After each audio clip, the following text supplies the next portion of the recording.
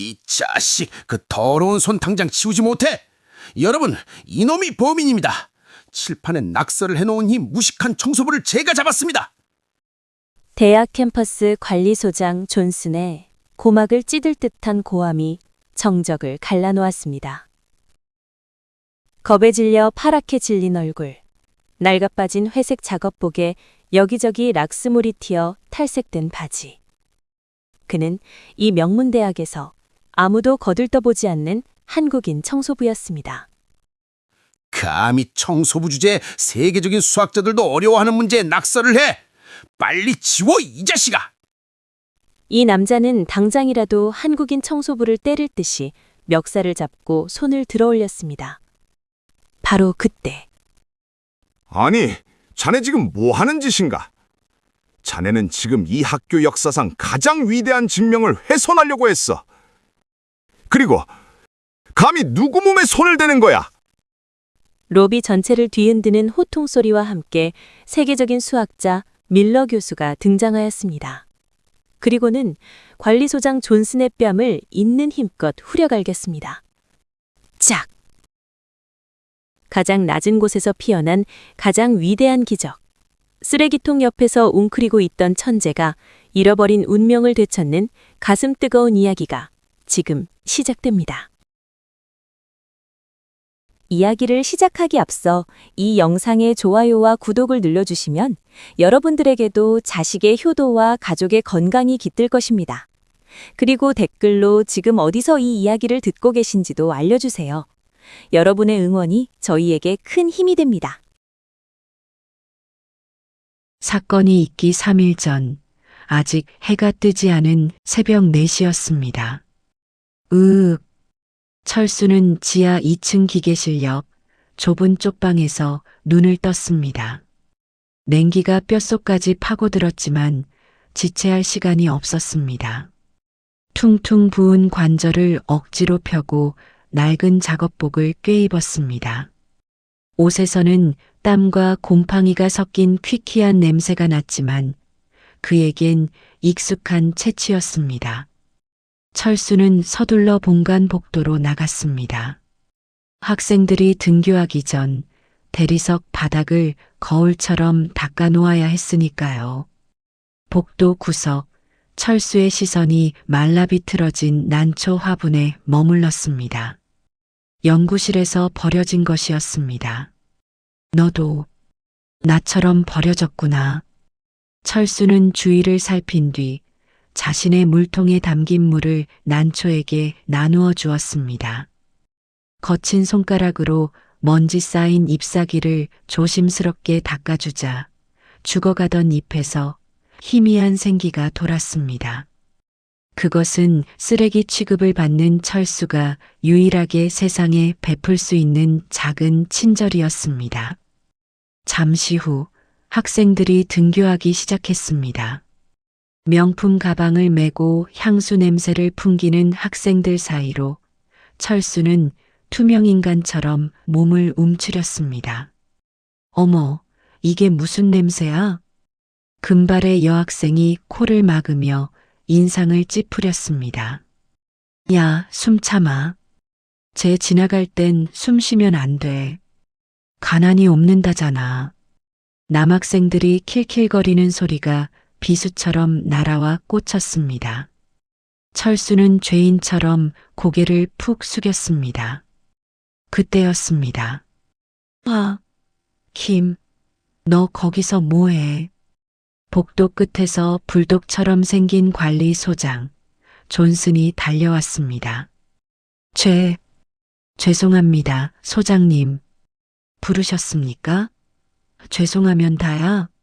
내가 남자 화장실 변기 막혔다고 했어. 안 했어. 머리가 나쁘면 몸이라도 빨라야 할 거 아냐. 이 월급 루팡 같은 놈아. 퍽! 존슨의 두꺼운 군화발이 철수의 정강이를 잇는 힘껏 걷어찼습니다. 뼈가 울리는 소리와 함께 철수가 바닥에 나뒹굴었습니다. 대걸레가 덜컹거리며 쓰러졌습니다. 빨리 안 일어나? 냄새나니까 당장 가서 뚫어. 한 번만 더 굼뜨게 굴면 그땐 해고야. 알았어? 학생들이 지나가며 그 광경을 보고 비웃었지만 아무도 도와주지 않았습니다. 철수는 절뚝거리며 화장실로 향했습니다. 거울 속에 비친 자신의 모습은 사람이라기보다 유령에 가까웠습니다. 하지만 그 더러운 손은 방금 전 죽어가던 난초를 살리기 위해 물을 주던 세상에서 가장 따뜻한 손이기도 했습니다.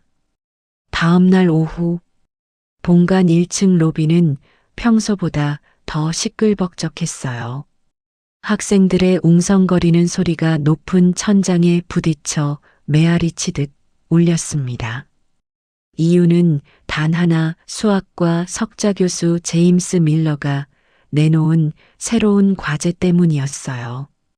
로비 한가운데에 거대한 이동식 칠판이 세워져 있었습니다. 높이가 3미터는 좋게 되어 보이는 검은 칠판은 마치 거대한 벽처럼 위압감을 주었어요. 칠판은 칠흑처럼 검었고 그 위에는 하얀 분필 글씨가 빼곡하게 적혀 있었습니다. 풀이의 해석을 응용한 비선형 파동 방정식의 일반해를 구하시오. 제목부터가 숨이 턱 막히는 난제였죠. 그 아래로는 복잡한 수식들이 마치 거미줄처럼 얽혀 있었습니다. 그리스 문자, 미분 기호, 적분 기호들이 뒤섞여 있었고 어떤 식은 칠판의 끝에서 끝까지 이어져 있었어요.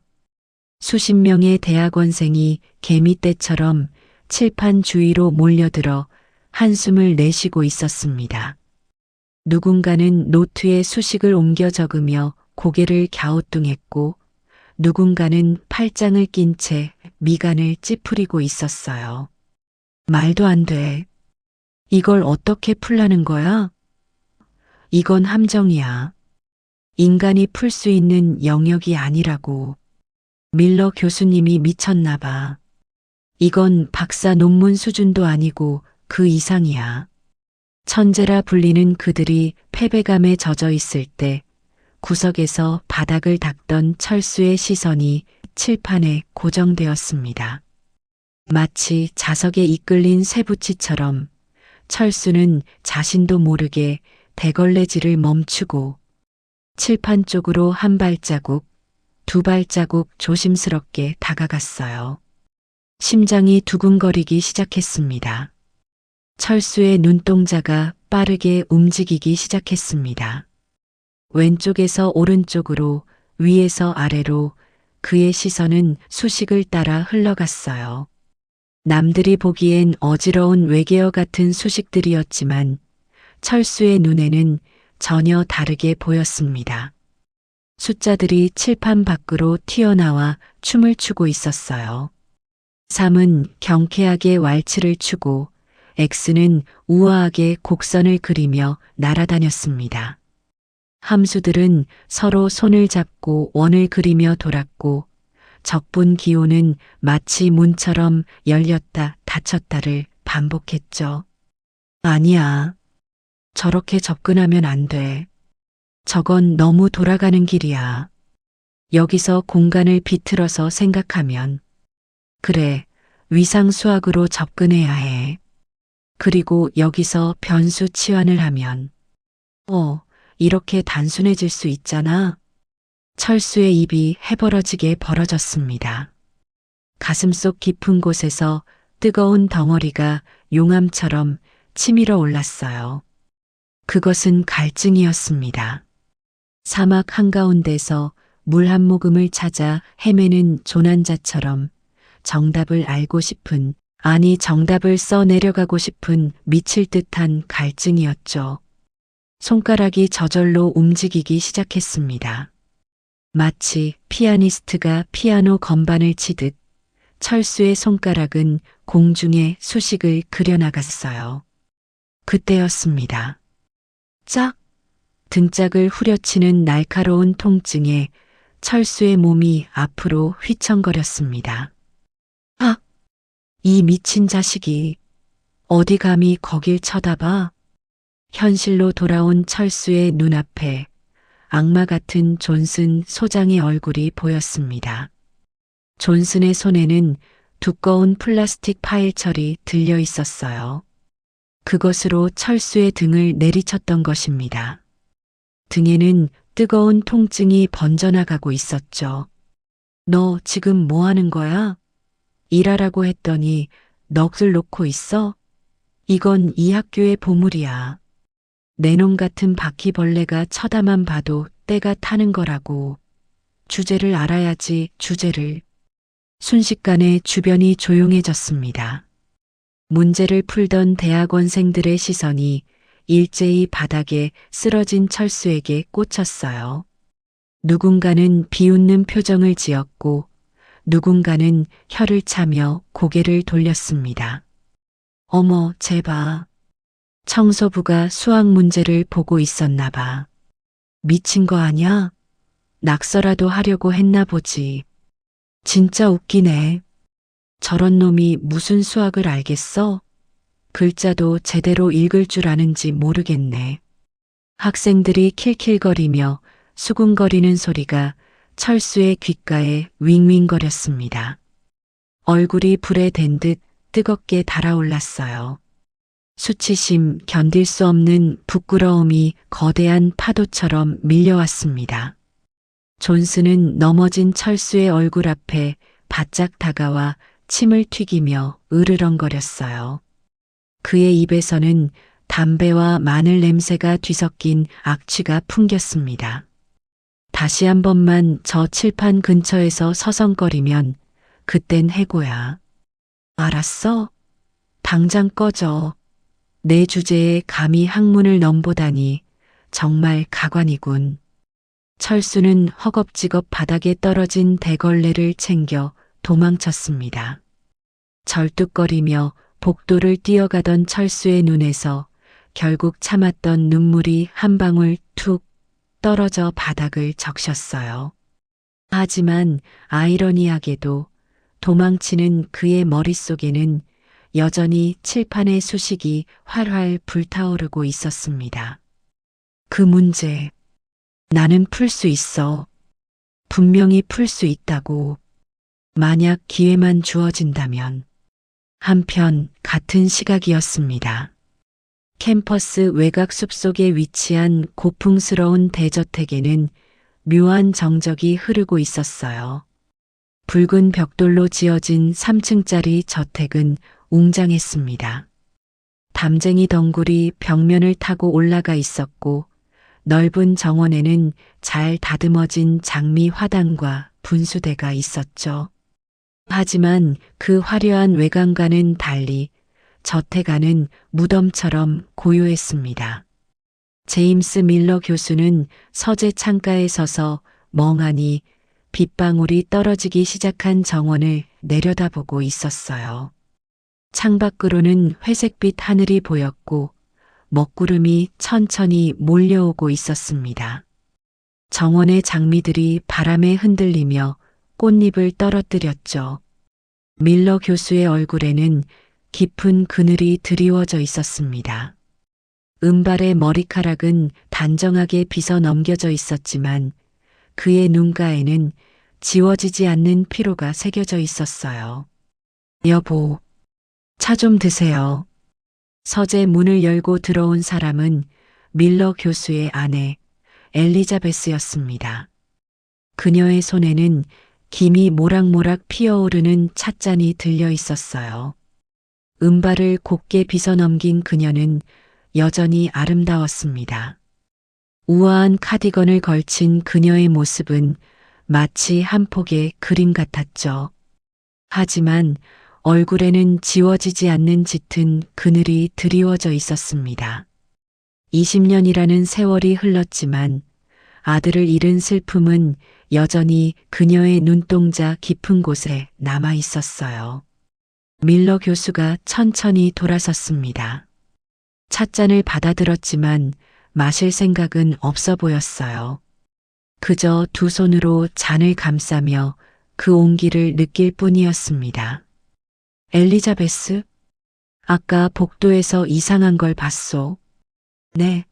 뭘 말씀이세요? 엘리자베스가 남편의 옆에 서서 함께 창밖을 바라보았습니다. 빗방울이 창문을 타고 흘러내리며 흐릿한 물줄기를 만들고 있었어요. 내 연구실 앞에 두었던 난초 말이요. 분명 다 말라 죽어가고 있었는데 오늘 아침에 보니 누군가 물을 주고 잎을 닦아 놓았더군. 죽어가던 잎사귀가 다시 파릇하게 살아나고 있었어. 어머, 정원사가 했나 보죠. 아니, 정원사는 아파서 휴가 중이지 않소. 청소 직원들도 그런 일은 하지 않아. 누군지 모르겠지만 죽어가는 생명을 그냥 지나치지 못하는 아주 고운 마음씨를 가진 사람일게요. 밀러 교수의 목소리가 잠시 멈췄습니다. 그리고 작게 덧붙였어요. 그 난초를 보니 꼭 우리 진우 같더군. 진우라는 이름이 나오자 엘리자베스의 손이 미세하게 떨렸습니다. 들고 있던 찻잔이 흔들리며 차가 살짝 넘칠 뻔했어요. 그녀의 눈동자가 흔들렸고 순간 숨이 막히는 듯 했습니다. 20년 전의 일이었습니다. 아이가 생기지 않아 외로워하던 밀러 부부는 한국의 고아원에서 갓 돌이 지난 아기를 입양했어요. 그 아이가 바로 진우였습니다.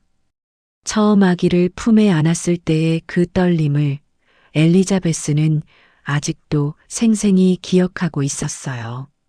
작고 따뜻한 생명체가 그녀의 품에서 스르륵 잠들던 그 순간을 그녀는 평생 잊을 수 없었습니다.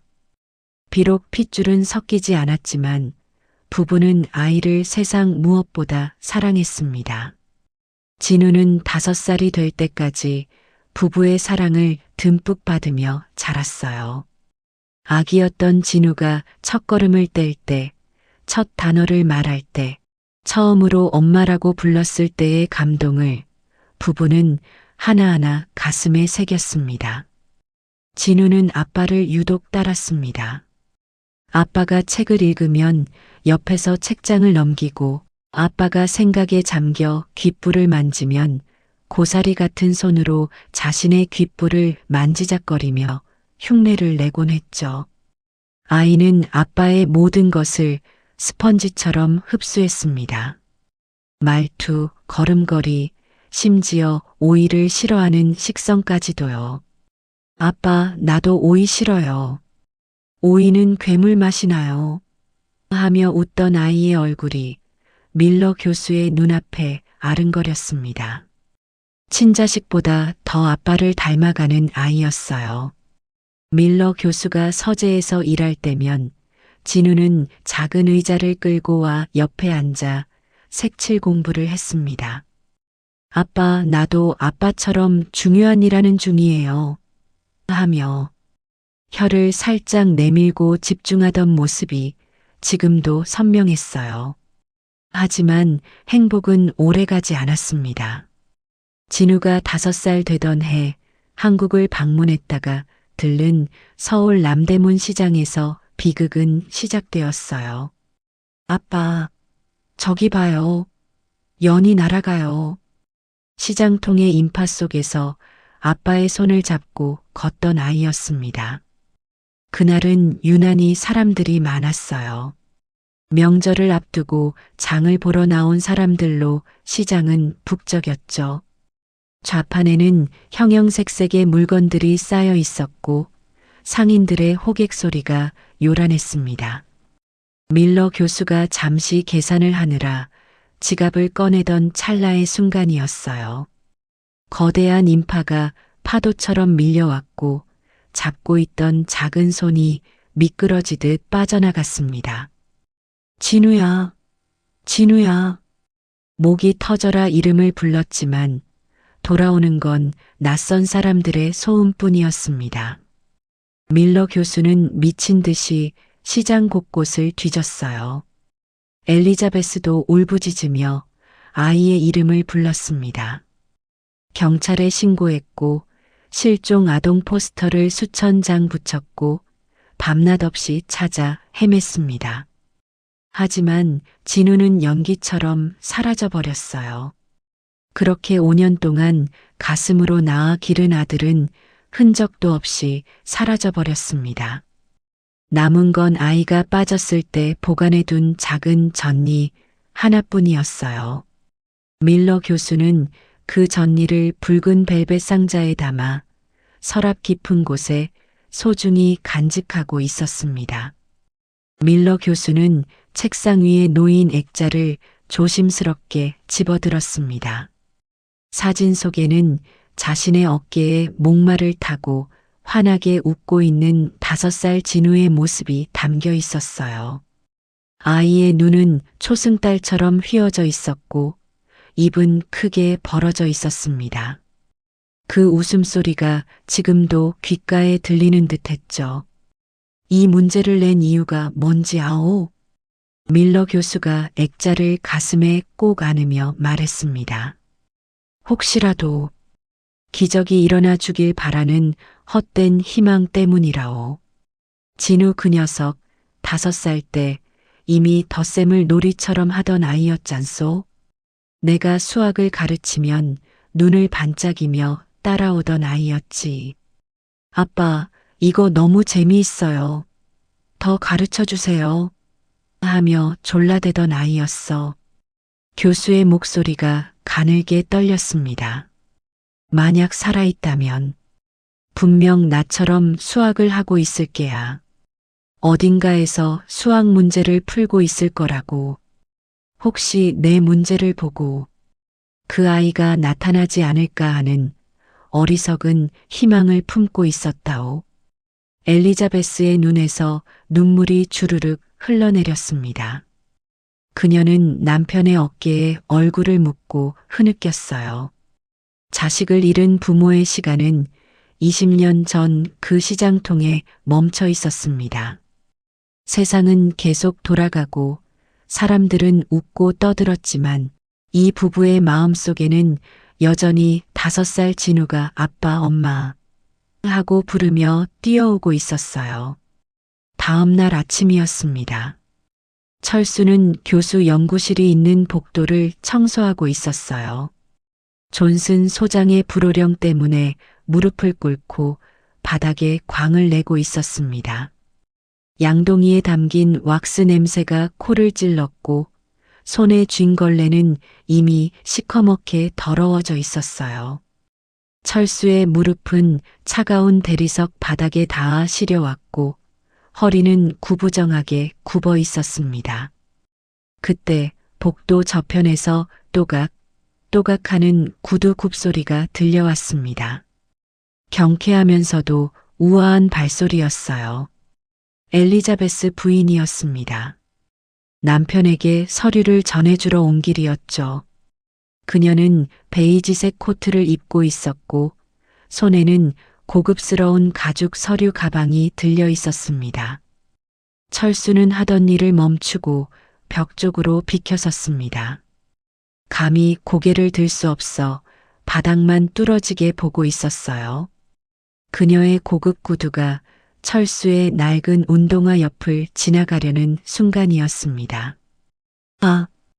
엘리자베스가 짧은 신음과 함께 휘청거렸습니다. 갑작스러운 현기증이 찾아온 것이죠. 눈앞이 핑 돌며 세상이 기울어지는 것 같았어요. 그녀의 몸이 옆으로 쓰러지려는 순간이었습니다. 조심하세요. 철수가 반사적으로 몸을 날렸습니다. 투박하고 거친 철수의 손이 엘리자베스의 팔을 단단하게 붙잡았어요. 그의 다른 손은 그녀의 허리를 가볍게 받쳤습니다. 탁 철수의 품에 엘리자베스가 안겼습니다. 순간 세상의 시간이 멈춘 듯 했어요. 복도의 소음도 창밖의 새소리도 모든 것이 사라지고 오직 2사람만이 그 공간에 존재하는 듯 했습니다. 엘리자베스는 낯선 청년의 손이 닿는 순간 기묘한 전율을 느꼈습니다. 찌릿하고 등줄기를 타고 흐르는 전류 같은 느낌이었어요. 그것은 단순한 놀라움이 아니었습니다. 아주 오래전 매일 밤 자장가를 불러주며 토닥여 주었던 그 작은 등, 그 따뜻한 체온이 혈관을 타고 흐르는 듯한 느낌이었죠. 마치 20년 전 잃어버린 아들을 안았을 때의 그 감촉이 시간을 건너뛰어 지금 이 순간 되살아나는 것 같았습니다. 괜찮으십니까, 사모님? 철수가 걱정스러운 눈빛으로 물었습니다. 그의 목소리는 낮고 부드러웠어요. 엘리자베스는 천천히 정신을 차리고 철수의 얼굴을 올려다보았습니다. 꼬질꼬질한 때가 묻은 얼굴, 헝클어진 머리카락이 보였어요. 평소라면 피했을 청소부 청년이었습니다. 그런데 이상하게도 시선을 뗄 수가 없었어요. 특히 저 맑고 깊은 갈색 눈동자를요. 어딘가에서 본 듯한 가슴 시리도록 그리운 눈빛이었습니다. 진우가 5살 때 엄마를 올려다보며 엄마 사랑해요 하고 말하던 그 눈빛과 너무나 닮아 있었어요. 엘리자베스의 심장이 쿵쿵 뛰기 시작했습니다. 이게 무슨 느낌일까요? 왜 이 낯선 청년에게서 아들의 그림자가 보이는 걸까요? 고마워요, 젊은이. 덕분에 살았네요. 이름이 뭐죠? 철수라고 합니다. 여기선 다들 킴이라고 부릅니다. 철수. 손이 참 따뜻하네요. 미스터 킴. 엘리자베스는 멍하니 철수의 손을 잡고 놓지 않았습니다. 거칠고 굳은 살이 박힌 손이었지만 그 온기는 놀라울 만큼 포근했어요. 철수 역시 알 수 없는 두근거림을 느꼈습니다. 그녀에게서 풍겨오는 은은한 라벤더 향기가 코끝을 스쳤어요. 그 향기가 코끝을 스치는 순간 철수의 머릿속에서 희미한 기억의 파편이 떠올랐다 사라졌습니다. 5살 무렵의 기억, 따뜻한 이불, 부드러운 손길, 그리고 자장가 소리. 라라라. 내 아가 잘 자렴. 누군가 자신을 안아주고 머리를 쓰다듬어주고 이마에 입을 맞춰주던 기억이었어요. 그리고 그때도 이 라벤더 향기가 났었던 것 같았습니다. 철수는 고개를 살짝 흔들었어요. 무슨 헛된 생각을. 내게 그런 행복한 기억이 있을 리 없어. 거기서 뭐해? 사모님께 감히 더러운 손을 대? 와장창. 복도 끝에서 존슨 소장이 헐레벌떡 뛰어왔습니다. 그는 철수를 거칠게 밀쳐냈어요. 철수는 힘없이 바닥에 나뒹굴었습니다. 손에 들고 있던 걸레와 왁스통이 바닥에 쏟아져 복도를 더럽혔어요. 사모님, 죄송합니다. 제가 제대로 관리를 못해서. 야, 너 당장 무릎 꿇고 사과 안 해?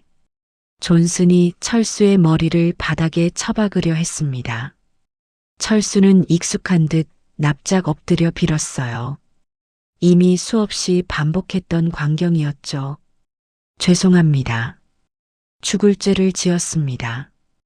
그만하세요, 존슨 소장. 엘리자베스 부인의 목소리가 복도에 울려 퍼졌습니다.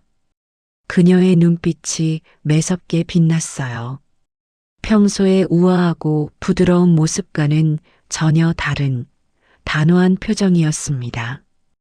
이 청년이 날 도와줬어요. 왜 이 사람을 함부로 대하죠? 사람에게 더러운 건 없어요. 더러운 건 당신의 그 마음가짐이겠죠. 존슨은 당황한 표정으로 뒤로 물러섰습니다. 엘리자베스는 바닥에 떨어진 철수의 낡은 모자를 직접 주워 털어주었어요. 그리고 부드러운 미소를 지어 보였습니다. 고마웠어요, 미스터 킴. 당신 덕분에 다치지 않았어요. 엘리자베스가 멀어지는 뒷모습을 보며 철수는 자신의 손을 가만히 내려다보았습니다. 그녀의 체온이 아직 손바닥에 남아 있었어요. 처음이었습니다. 이 차가운 이국 땅에서 누군가 자신을 사람으로 봐준 것은요. 쓰레기가 아니라, 바퀴벌레가 아니라 한 명의 인간으로 대해준 것은요. 그리고 그 라벤더 향기는 잊혀진 어린 시절의 기억을 아주 살짝 건드리고 지나갔습니다. 철수의 가슴속 깊은 곳에서 무언가 꿈틀거렸어요. 그것이 무엇인지는 아직 알 수 없었지만 분명 중요한 무언가였습니다. 며칠 뒤 나른한 오후의 햇살이 캠퍼스를 감싸고 있을 때였습니다. 마침 근처에서 철수는 캠퍼스의 이곳저곳을 열심히 정리하고 있었습니다. 마침 밀러 교수가 머리를 식힐 겸 벤치에 앉아 도시락을 열었습니다. 아내 엘리자베스가 싸준 샌드위치였습니다. 후, 엘리자베스가 또 깜빡했구만. 교수는 샌드위치 빵을 들추고 얇은 오이 조각을 집어냈습니다. 그는 선천적으로 오이 향만 맡으면 두통과 구역질을 일으키는 특이 체질이었습니다. 교수는 샌드위치 빵을 조심스럽게 들추고 그 사이에 숨어 있는 얇은 오이 조각을 집어냈습니다. 햇빛에 반사되어 초록빛으로 반짝이는 얇은 조각이었어요. 남들이 보면 그저 상큼한 채소일 뿐이겠지만 밀러 교수에게 이 오이는 독약이나 다름없었습니다. 그때였습니다. 근처에서 캠퍼스 벤치를 청소하고 있던 철수가 교수의 도시락에서 풍겨오는 냄새를 맡고는 감전된 사람처럼 멈춰 섰습니다. 우! 근처에 있던 철수가 헛구역질하며 입을 틀어막았습니다. 교수의 도시락에서 풍겨온 오이 냄새를 맡은 것이었습니다. 철수의 얼굴이 순식간에 창백해졌습니다. 자네 어디 아픈가? 교수가 놀라 물었습니다. 죄송합니다. 저 샌드위치의 오이 냄새 때문에. 제가 어릴 때부터 오이 냄새만 맡으면 머리가 깨질 듯 아프고 토할 것 같아서요. 그 순간 교수의 손이 허공에서 멈췄습니다. 심장이 쿵 하고 내려앉았습니다. 단순한 편식이 아니라 냄새만 맡아도 두통을 느끼는 희귀한 유전적 특징. 그것은 20년 전 잃어버린 아들, 진우와 똑같은 증상이었습니다. 아빠, 오이는 괴물 맛이 나요. 고사리 같은 손으로 코를 쥐던 5살 아들의 모습이 철수의 모습과 겹쳐 보였습니다. 교수는 멍하니 철수를 바라보았습니다. 설마, 아니겠지. 하지만 교수의 시선은 흔들리고 있었습니다. 사건의 결정적인 실마리는 그날 저녁에 찾아왔습니다. 해가 뉘엿뉘엿 넘어가며 온 세상을 붉게 물들이던 시간이었어요. 캠퍼스에는 석양빛이 황금빛으로 쏟아져 내렸고 건물들의 그림자가 길게 드리워졌습니다. 밀러 교수의 연구실 블라인드가 고장났습니다. 낡은 줄이 엉켜 올라가지도 내려가지도 않는 상황이었어요.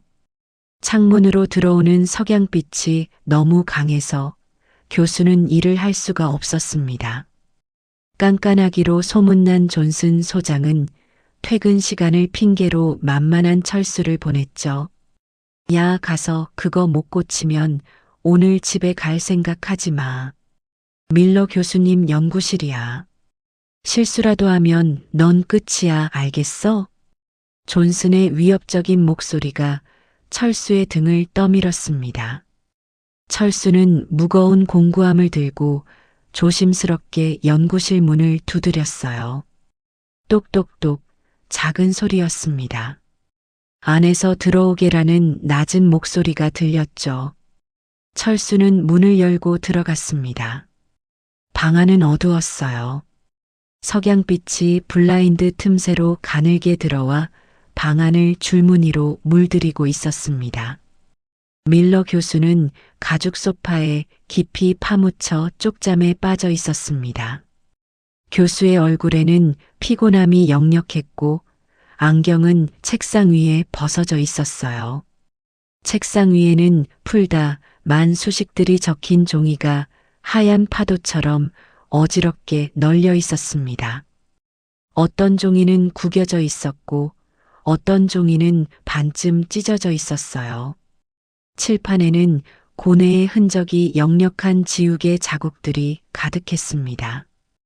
분필 가루가 공중에 희미하게 떠다니며 석양빛에 반짝였죠. 철수는 교수가 깰까봐 숨소리조차 죽이며 발 뒤꿈치를 들고 창가로 다가갔습니다. 삐걱 바닥이 작게 소리를 냈고 철수는 그 자리에서 얼어붙었어요. 하지만 교수는 깊은 잠에 빠져 있었습니다. 꼬여버린 블라인드 줄은 생각보다 훨씬 복잡했습니다. 이쪽 줄을 당기면 저쪽이 팽팽해지고 저쪽을 풀면 이쪽이 엉키는 난해한 구조였어요. 마치 실타래처럼 복잡하게 얽혀 있었습니다. 그것은 마치 철수에 꼬인 인생 같기도 했고 칠판에 적힌 풀리지 않는 수학 문제 같기도 했죠. 철수는 미간을 찌푸리며 줄의 구조를 파악하기 위해 깊은 생각에 잠겼습니다. 머릿속으로 줄의 이동 경로를 수학적인 그래프로 그려보며 해법을 찾기 시작했어요. 이 줄이 여기서 꼬이고 저 줄이 저기로 가니까 순서를 바꿔서 풀면 되겠군. 그 순간 철수의 무의식이 깨어났습니다.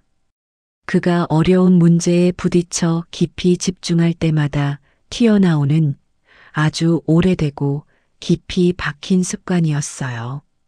철수의 오른손 엄지와 검지가 자신의 오른쪽 귓불을 만지작거리기 시작했습니다. 말랑한 귓불을 비비고 당기는 손가락, 그 움직임은 무의식적이었어요. 동시에 왼손은 허벅지 위를 일정한 박자로 두드렸습니다. 톡, 톡, 톡, 쓱, 쓱, 톡, 톡, 톡, 쓱, 쓱. 마치 피아노 건반을 두드리는 듯 혹은 암호를 타전하는 듯한 리듬이었어요. 적막한 연구실에 옷감 스치는 소리와 살을 두드리는 작은 소리가 규칙적으로 울려 퍼졌습니다. 석양빛 속에서 철수의 실루엣이 만들어내는 그림자가 벽에 춤을 추듯 움직였죠. 그때 인기척을 느낀 밀러 교수가 눈을 떴습니다. 어스름한 저녁빛 속에서 창가에 서 있는 한 남자의 검은 실루엣이 보였어요. 석양을 등진 그 모습은 윤곽만 보였지만 교수의 눈은 그 움직임에 고정되었습니다. 교수의 눈이 휘둥그레졌습니다. 잠기운이 순식간에 달아나고 등골에 소름이 쫙 돋았어요. 심장이 미친 듯이 뛰기 시작했고 손에는 식은 땀이 났습니다. 오른쪽 귓불을 만지작거리며 왼쪽 허벅지를 박자에 맞춰 두드리는 저 기이한 행동. 저건 밀러 교수가 젊은 시절부터 평생 난제와 씨름할 때마다 해왔던 세상에서 유일하게 그만이 가진 고유한 버릇이었습니다. 아무도 가르쳐 준 적 없고 아무도 따라 할 수 없는 무의식의 행동이었죠. 그리고 20년 전 5살배기 진우가 책상에 엎드려 덧셈 문제를 풀 때였습니다. 아빠, 나도 아빠처럼 생각하는 중이야. 하며 똑같이 따라하던 바로 그 모습이었어요. 작은 손으로 귓불을 만지작거리고 다리를 똑같은 박자로 두드리던 진우의 모습이 지금 눈앞에 펼쳐지고 있었습니다. 세상 어느 누가 남의 무의식적인 버릇까지 저토록 완벽하게 복사할 수 있을까요? 그것도 20년이 지난 지금 이곳에서요? 밀러 교수는 소파에서 몸을 일으키며 떨리는 목소리로 물었습니다. 자네, 지금 뭐 하는 건가? 철수가 화들짝 놀라 뒤를 돌아보았습니다. 손에 들고 있던 펜치를 떨어뜨릴 뻔했어요. 얼굴이 새하얗게 질렸고 눈동자가 당황스럽게 흔들렸습니다. 아, 죄송합니다, 교수님. 깨우려던 건 아닌데. 블라인드 수리를 거의 다 마쳤습니다. 줄이 좀 복잡하게 꼬여 있어서 시간이 걸렸습니다. 기다리게. 잠시만.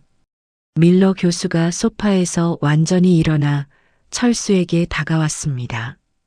그의 눈빛은 날카로웠고 목소리는 떨리고 있었어요. 자네, 방금 그 손짓, 귓불을 만지며 다리를 두드리는 그 행동, 누구한테 배운 건가? 네, 무슨 손짓이요? 철수는 자신의 손을 내려다보았습니다. 무슨 말인지 전혀 이해할 수 없다는 표정이었어요. 아, 전 그냥 줄이 엉켜서 생각 좀 하느라. 어릴 때부터 생각할 게 있거나 집중하면 저도 모르게 나오는 버릇입니다. 고치려고 해도 잘 안 되네요. 보기 흉하셨다면 죄송합니다. 철수는 정말 영문을 모르겠다는 표정이었습니다. 그 행동이 얼마나 특별한 것인지 전혀 알지 못했어요. 밀러 교수는 소파에서 천천히 일어나 철수의 얼굴을 뚫어지게 쳐다보았습니다. 오이를 싫어하는 식성, 그리고 저 소름 끼치도록 똑같은 습관까지요. 피는 섞이지 않았지만 5년이라는 시간 동안 함께 살면서 아빠의 모든 것을 스펀지처럼 빨아들였던 어린 아들의 영혼이 저 청년에게 남아 있었습니다. 교수의 가슴이 터질 듯 두근거렸어요. 손이 떨렸고 목소리가 잠겼습니다. 이름이 킴이라고 했나? 혹시 부모님은 어떤 분이신가? 전 고아입니다. 아주 어릴 때 헤어져서 기억은 잘 안 나지만 미국으로 입양된 후 양부모님은 저를 학대만 하셨습니다. 철수의 목소리가 잠시 떨렸습니다. 고통스러운 기억이 스쳐 지나가는 듯 했어요. 하지만 철수는 잠시 망설이다 말을 이었습니다. 꿈속에서 가끔 아주 따뜻한 분들이 나옵니다. 제 귀를 만져주시고 제게 책을 읽어주시던 분들이요. 얼굴은 기억나지 않지만 그분들의 따뜻한 손길만은 기억합니다. 제 이마에 입을 맞춰주시던 느낌, 저를 안아주시던 온기.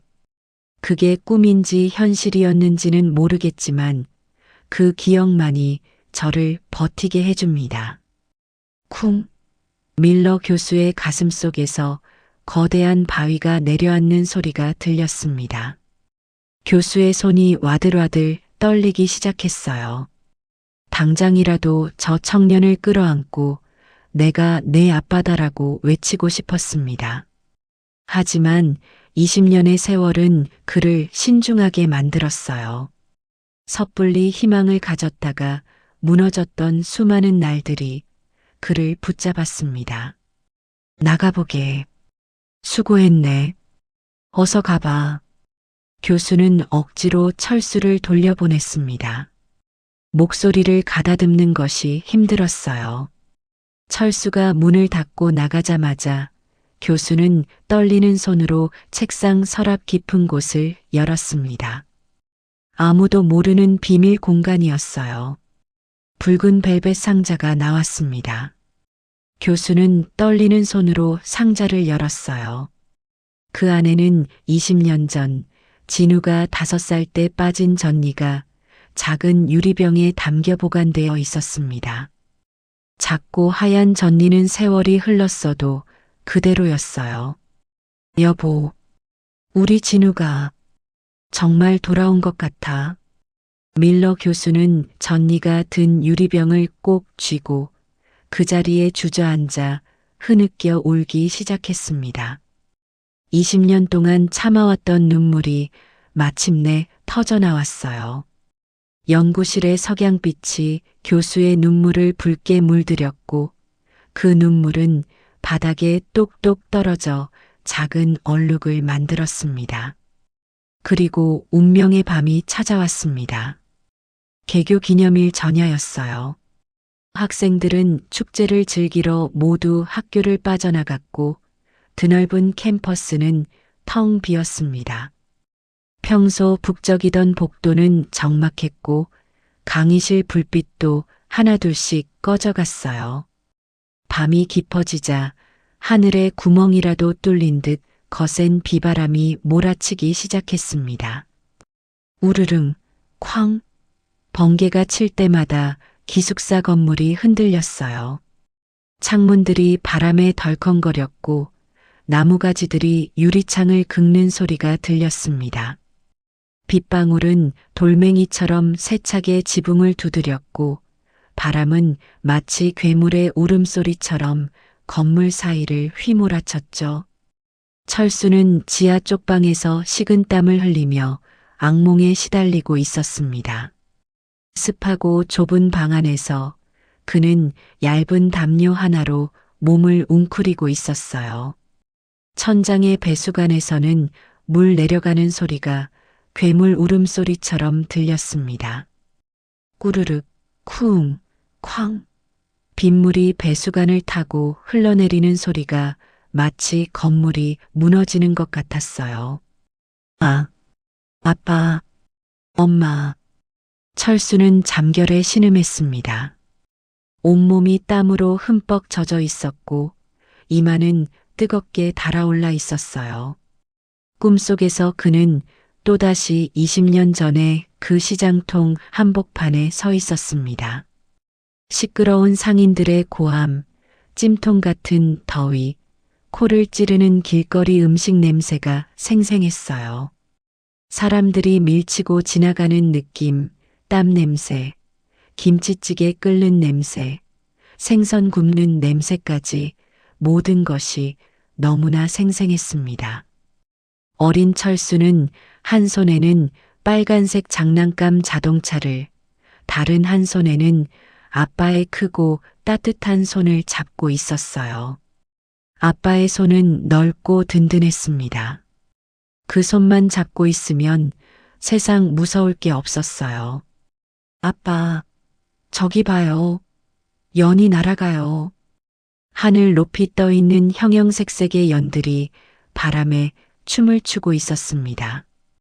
아이가 손가락으로 하늘을 가리키며 잡고 있던 손을 놓는 순간이었어요. 거대한 인파가 파도처럼 밀려왔습니다. 사람들이 앞다투어 밀고 당기며 지나갔고 어린 철수의 작은 몸은 그 거대한 물결에 휩쓸려 갔어요.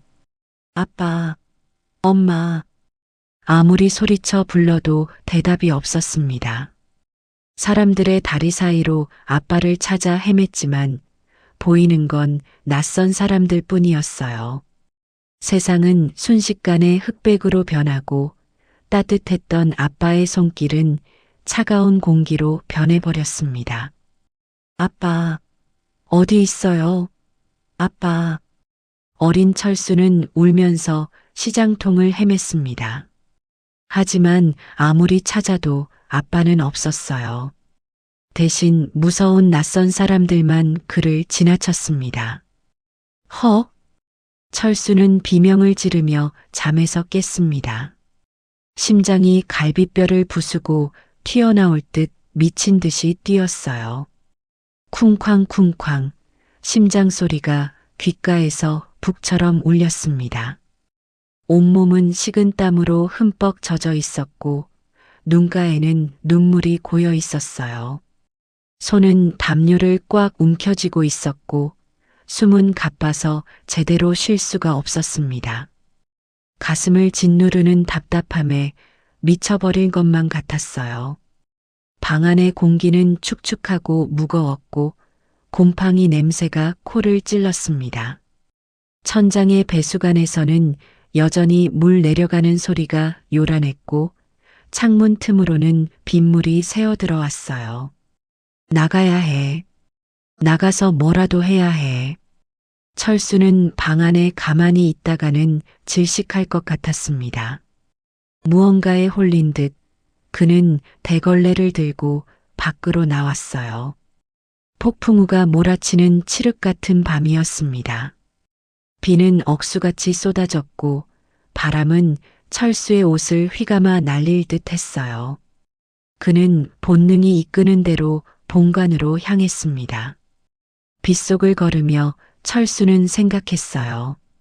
왜 나는 계속 저 꿈을 꾸는 걸까? 저 따뜻한 손을 잡고 있던 기억은 뭘까? 그분들은 정말 내 부모님이었을까? 폭풍우가 몰아치는 밤, 철수는 흠뻑 젖은 채로 로비에 들어섰습니다. 머리카락에서 물방울이 뚝뚝 떨어졌고 옷은 몸에 찰싹 달라붙어 있었어요. 하지만 그의 시선은 오직 칠판만을 향하고 있었습니다. 풀어야 해. 이성보다 본능이 앞섰습니다. 5살 때 아빠 무릎에 앉아 숫자를 가지고 놀던 그 행복했던 기억이 20년의 세월을 뚫고 솟구쳤습니다. 그는 몽유병 환자처럼 칠판 앞으로 걸어가 바닥에 떨어진 분필을 집어들었습니다.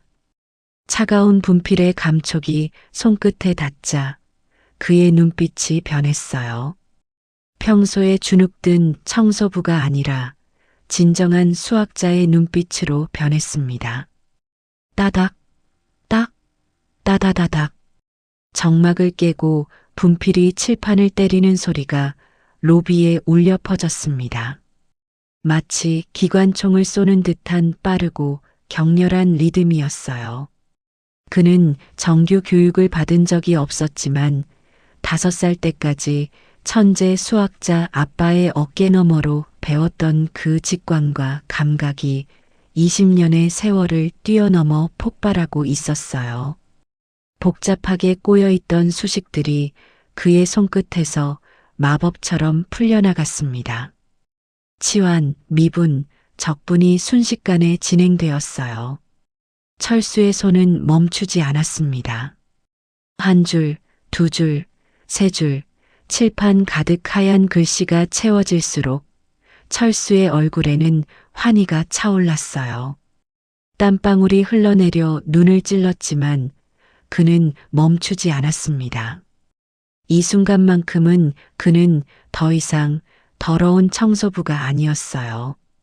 그는 20년 전 아빠의 칭찬을 들으며 난 커서 아빠 같은 수학자가 될 거야. 라고 외치던 그 행복한 아이로 돌아가 있었습니다. 철수의 손은 칠판 위를 자유롭게 날아다녔습니다. 왼쪽에서 오른쪽으로, 위에서 아래로, 때로는 대각선으로 수식을 써내려갔어요. 분필이 부러지면 새 분필을 집어들고 다시 미친 듯이 써내려갔습니다. 콱광!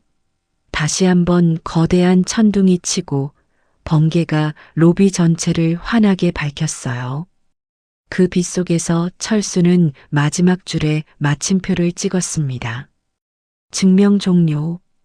철수는 거친 숨을 몰아쉬며 뒤로 물러섰습니다. 온몸은 땀으로 범벅이 되어 있었고 손은 분필 가루로 하얗게 물들어 있었어요. 하지만 그의 얼굴에는 형언할 수 없는 만족감이 번져 있었습니다. 칠판을 가득 채운 수식들이 번개빛을 받아 하얗게 빛났습니다. 그것은 잃어버린 20년의 세월을 증명하는 완벽하고 아름다운 정답이었습니다. 그 시각 밀러 교수는 흠뻑 젖은 채 본관 로비로 들어서고 있었습니다. 폭풍우가 치는 밤이면 잃어버린 아들 생각에 잠을 이루지 못했어요. 집에서 뒤척이다가 차라리 연구실에서 밤을 새우려고 나온 참이었습니다. 교수의 옷은 비에 젖어 무겁게 늘어져 있었고 안경 아래는 빗방울이 맺혀 있었어요. 번개가 번쩍하며 로비를 대낮처럼 비췄습니다. 그리고 교수는 보았어요. 칠판 앞에 멍하니 서 있는 한 사람의 모습을요. 낡은 작업복을 입은 청소부 철수였습니다. 그는 칠판을 바라보며 바닥에 주저앉아 있었고 손에는 분필 가루가 묻어 있었어요. 거기 누구야? 자네 지금 뭐 하는 짓인가? 교수의 호통이 로비를 쩌렁쩌렁 울렸습니다. 목소리에는 분노가 가득 담겨 있었어요. 철수가 소스라치게 놀라 벌떡 일어났습니다. 교수님. 겁에 질려 파랗게 질린 철수의 얼굴이었어요. 그의 눈동자는 공포로 떨리고 있었고 온몸이 부들부들 떨렸습니다. 밀러 교수는 화가 머리끝까지 치밀어 올랐어요. 감히 신성한 학문의 전당에 낙서를 하다니 당장 경찰을 불러야겠다고 생각하며 성큼성큼 다가갔습니다. 하지만 다음 순간 교수의 발걸음이 그 자리에서 콘크리트처럼 굳어버리고 말았습니다. 이건 교수의 시선이 철수의 어깨 넘어 칠판에 닿는 순간이었어요. 교수의 동공이 지진이 난 듯 흔들렸습니다. 입이 떡 벌어진 채 다물어지지 않았어요. 심장이 미친 듯이 뛰기 시작했고 손이 부들부들 떨렸습니다. 그것은 정답이었습니다. 자신조차 몇 년을 매달려도 풀지 못했던 난제, 세계 최고의 수학자들도 포기한 그 문제의 완벽한 해답이 칠판 위에 펼쳐져 있었어요. 하지만 더 놀라운 것은 정답 그 자체가 아니었습니다.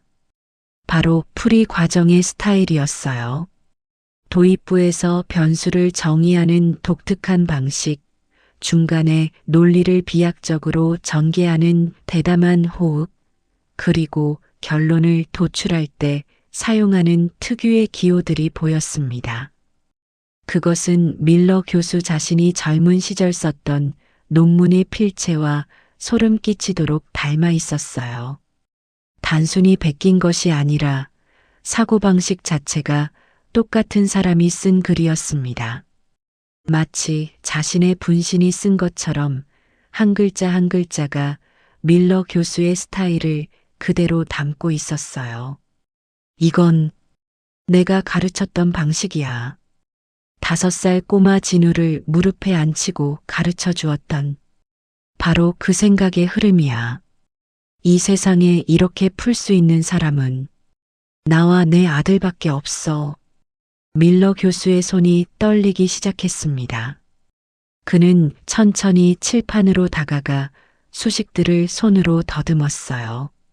분필 가루가 손끝에 묻어났지만 교수는 신경 쓰지 않았습니다. 눈에서는 눈물이 주르륵 흘러내렸어요. 이건 진우의 손길이야. 내 아들이 쓴 거야. 틀림없어. 밀러 교수가 떨리는 목소리로 철수를 바라보았습니다. 그의 눈에 눈물이 고이기 시작했어요. 20년 동안 찾아 헤맸던 아들이 바로 눈앞에 서 있었습니다. 어떻게 내가 이걸 도대체 누구냐? 정말 내가 진우냐? 교수의 목소리는 떨렸고 눈물로 범벅이 된 얼굴이었어요. 하지만 철수는 교수의 감동을 잊지 못했습니다. 저 무서운 표정은 분명 화가 난 것이라고 생각했어요. 이제 난 감옥에 가겠구나. 해서는 안 될 짓을 했어. 죄송합니다. 죽을 죄를 지었습니다. 다시는 안 하겠습니다. 공포를 이기지 못한 철수는 뒷문으로 도망쳤습니다. 비 내리는 밤속으로 허겁지겁 뛰어나갔어요. 잠깐. 거기 서게. 진우야. 내 아들아. 밀러 교수가 뒤늦게 소리치며 쫓아갔지만 철수는 이미 빗속으로 사라진 뒤였습니다. 교수는 로비 입구에서 멈춰 섰어요. 폭풍우 속으로 사라진 철수의 뒷모습을 바라보며 교수는 외쳤습니다. 돌아와. 제발 돌아와, 진우야. 하지만 대답은 없었습니다. 오직 빗소리와 천둥 소리만이 로비에 울려 퍼질 뿐이었어요. 홀로 남겨진 밀러 교수는 칠판 앞으로 돌아왔습니다. 그는 칠판의 수식을 어루만지며 그 자리에 주저앉아 오열하기 시작했어요. 차가운 칠판에서 20년 전 아들의 체온이 느껴지는 듯 했습니다. 내 핏줄은 아니지만 이건 내 영혼을 나눠 가진 아이야. 내가 기른 내 아들 진우가 틀림없어.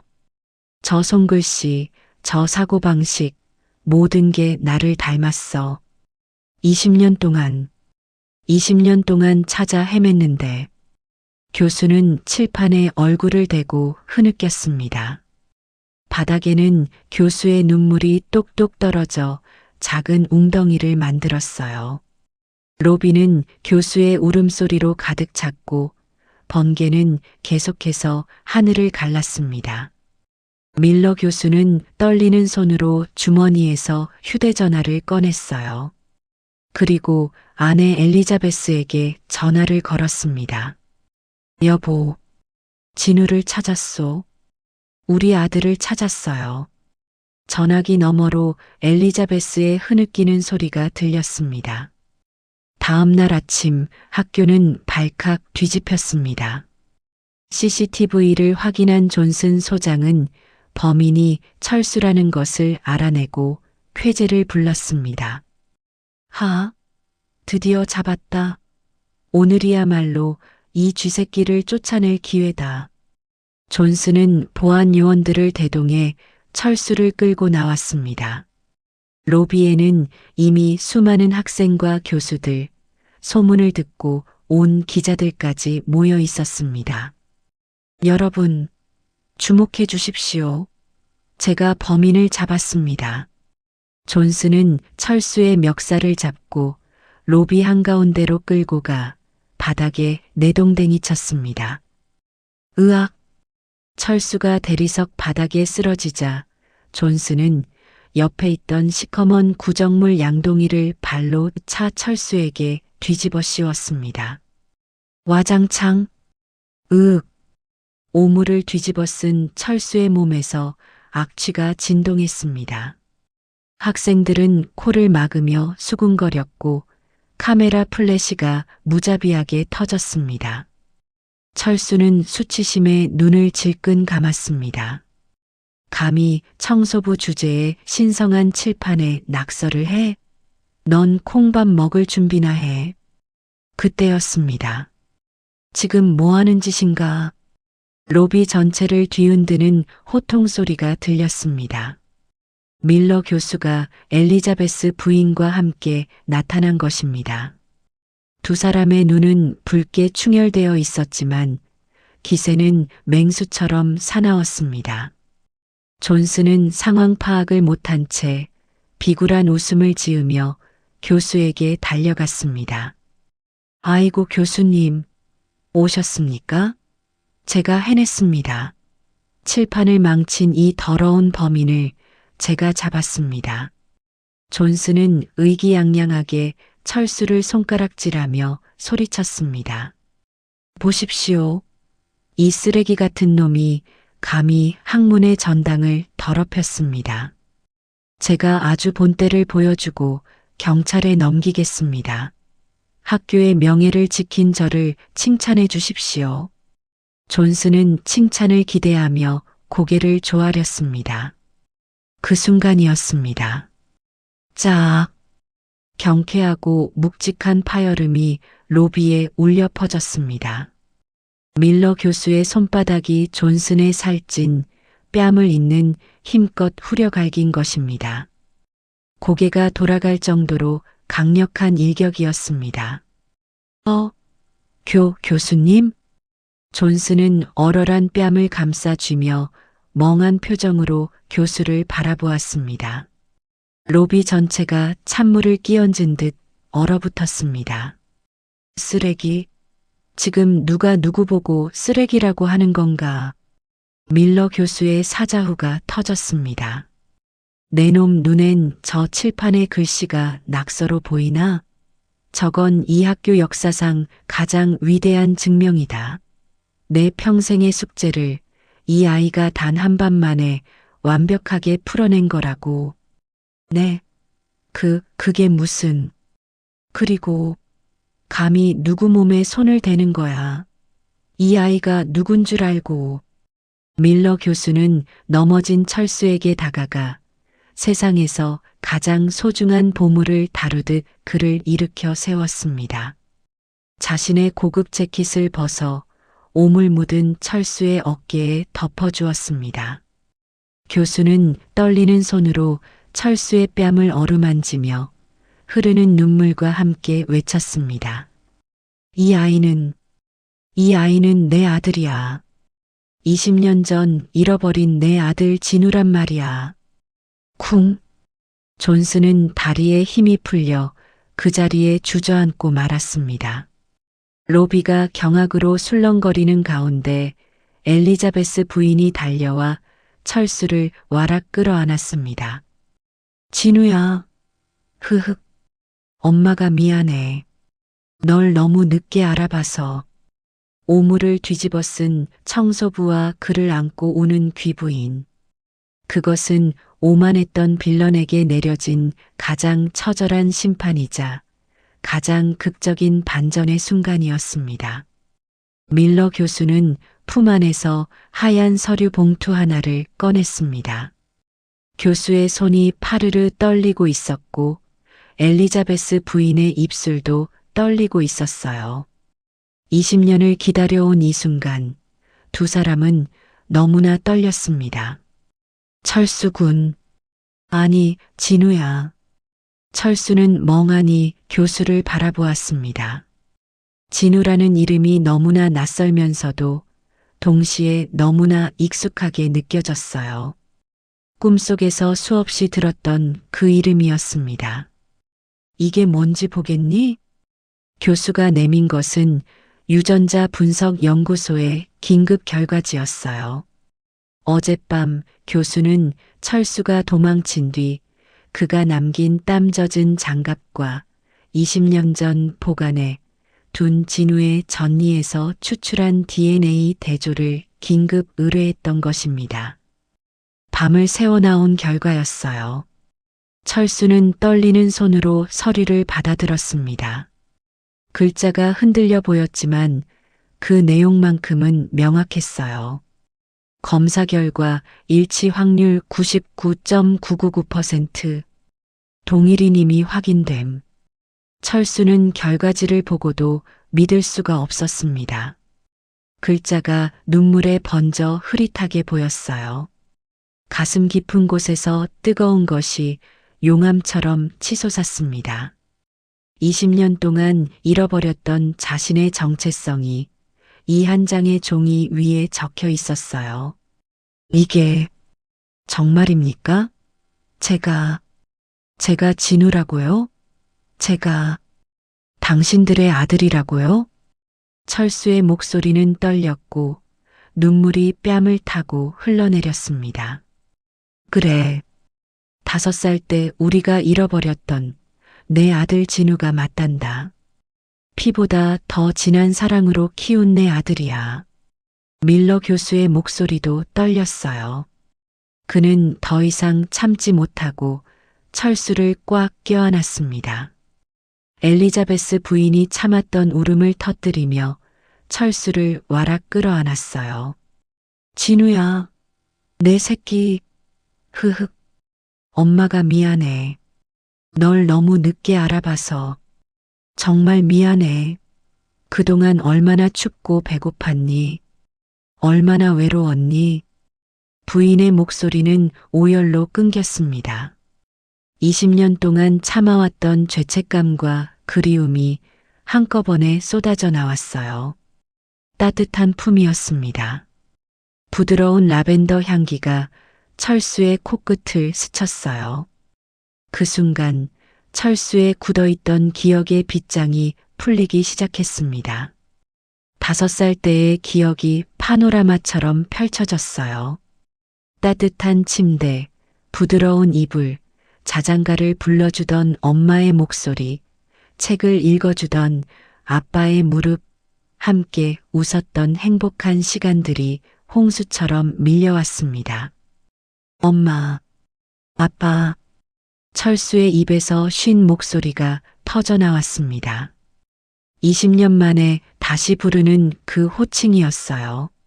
엄마, 아빠, 진짜 제 부모님이세요? 철수는, 아니, 이제는 진우라고 불려야 할 그 청년은 두 사람을 꽉 껴안았습니다. 세 사람은 로비 한가운데서 부둥켜 안고 통곡했어요. 주변에 있던 사람들도 코끝이 찡해졌습니다. 어떤 학생은 눈물을 닦았고 어떤 교수는 코를 훌쩍였어요.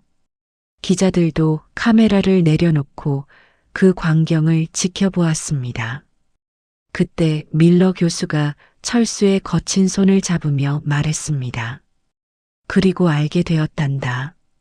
며칠 전 내 연구실 앞 죽어가던 난초를 살려놓은 게 바로 너였지? 진우의 눈이 커졌습니다. CCTV를 돌려보다가 내가 그 난초를 정성껏 닦아주고 물을 주는 모습을 보았다.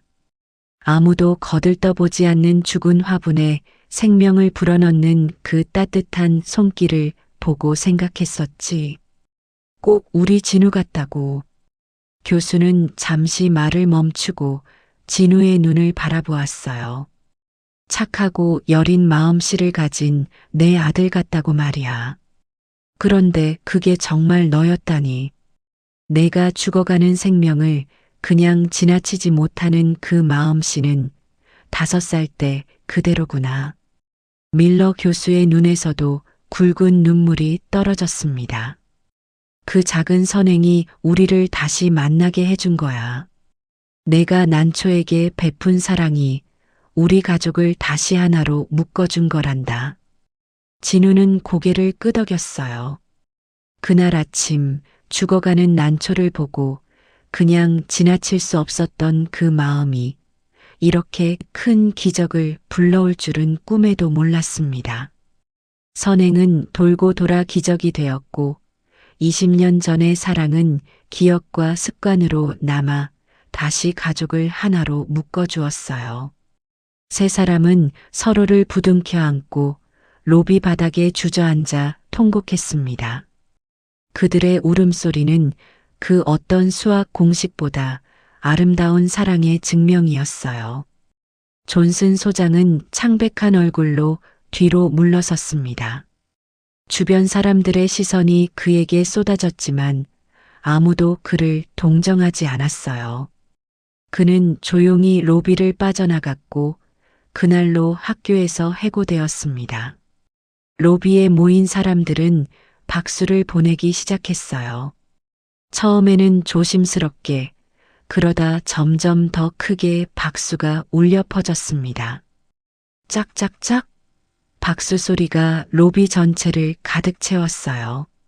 밀러 교수는 일어서서 사람들을 향해 말했습니다. 여러분, 오늘부터 이 청년은 철수가 아닙니다. 제임스 밀러 주니어, 나의 아들 진우입니다. 그리고 이 학교의 정식 학생이 될 것입니다. 다시 한번 박수가 터져 나왔어요. 이번에는 환호성도 함께 울려 퍼졌습니다. 엘리자베스 부인은 진우의 더러워진 얼굴을 손수건으로 닦아주며 미소 지었어요. 이제 집으로 가자, 진우야. 내 방이 기다리고 있어.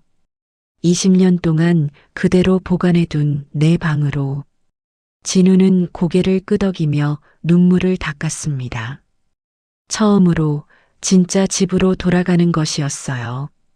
세 사람이 로비를 나서는 모습을 보며 사람들은 계속 박수를 보냈습니다. 20년 만에 재회, 사랑의 기적이 이루어진 순간이었어요.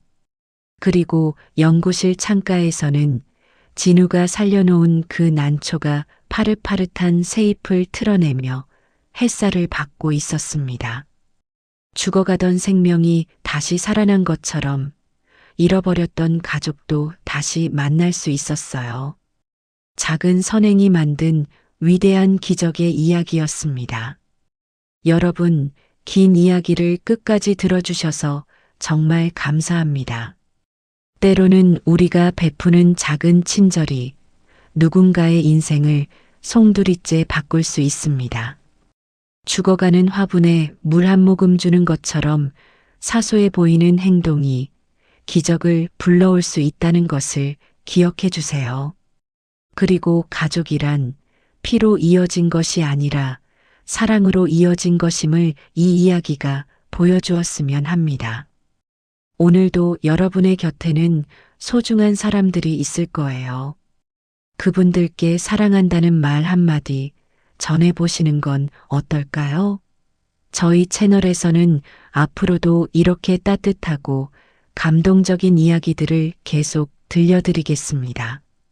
다음 이야기도 기대해 주시고 구독과 좋아요로 응원해 주시면 큰 힘이 됩니다. 여러분, 오늘도 행복한 하루 보내세요. 감사합니다.